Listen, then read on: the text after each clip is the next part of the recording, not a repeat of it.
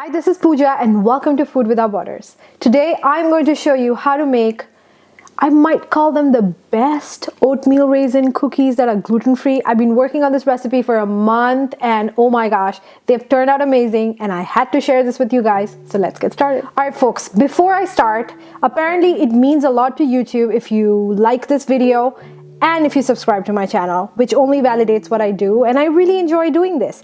Also, if you want the written version of this recipe, I will leave a link to the recipe in the description box, which will have the written version, and I cover this recipe in great detail, usually on my blog, because I don't want these videos to be lengthy. So folks, preheat your oven to a 350 Fahrenheit, which is about 176.7 degrees Celsius. Now, while that is happening, you are going to get some almond butter. So the gluten and the butter is replaced with almond butter, which is why it makes it gluten-free.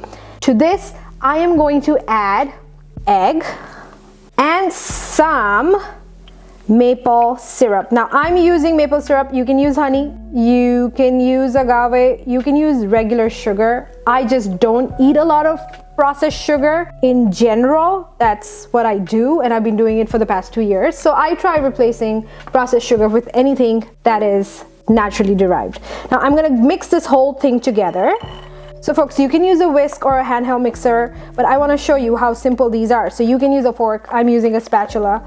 So whatever works. And once this is all nicely incorporated, I am going to add some vanilla extract.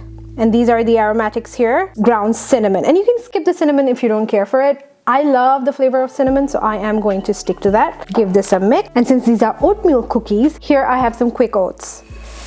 Mix this in. I think I might have to grab the bigger spatula. So now to this, I am going to add some raisins and pecans. If you don't care for pecans, you can always use walnuts. Now, if you don't care for raisins, you can use chocolate chips. So then these would be chocolate chip oatmeal cookies. So you can be creative. This is your canvas and this is what I prefer. You can use whatever you want.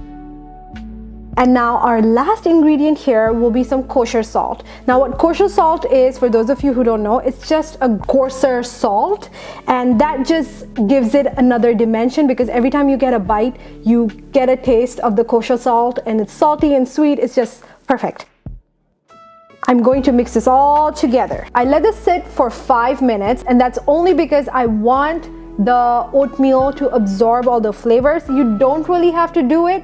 I just do it because it gives me some time to clean up simultaneously because I hate to clean up after I finish everything. Now here I have a baking sheet that is lined with some silicone mat. You can use parchment paper if you want to. I have a cookie scoop. Now I am going to scoop this mixture here.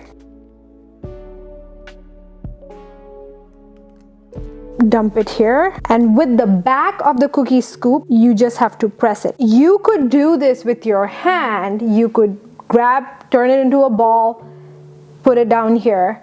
I am not good at measurements, so this keeps my cookies quite consistent. If you are like me, you can use a cookie scoop. And you have to flatten it because these cookies don't spread. So you are just making sure they have the quintessential cookie shape.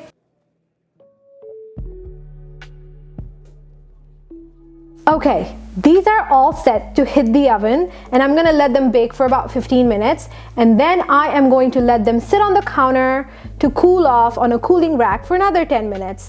Now meanwhile, I'm going to turn these into little balls and then freeze them because when I have these cravings for the cookies and I don't have the baked ones, I can always pull them out, bake them, and then I have cookies at my disposal. So they're freezable, so you don't have to bake the whole thing at the same time. So I'm gonna go and I'll be back for the tasting.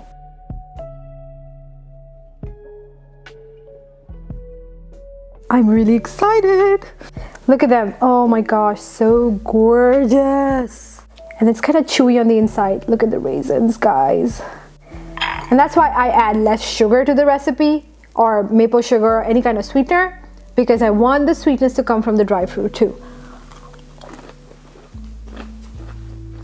Crunchy on the outside, chewy on the inside. You really can't tell if it's gluten. It does not have gluten in it, really. So good. Give this recipe a try, guys. If you are trying to stay away from gluten and processed sugar, try this recipe. You will not be disappointed. So I will leave a link to the written version of the recipe in the description box, and I will see you next time. Until then, bye.